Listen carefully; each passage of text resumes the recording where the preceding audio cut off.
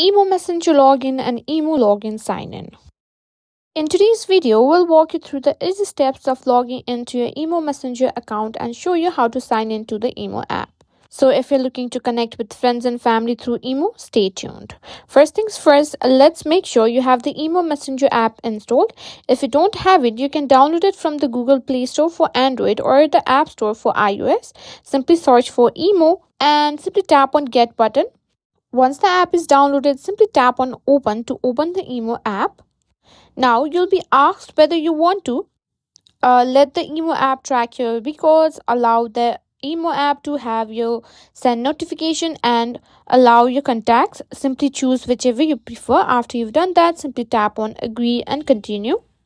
Now you'll be asked to enter your phone number. Make sure to use the correct country code and the number.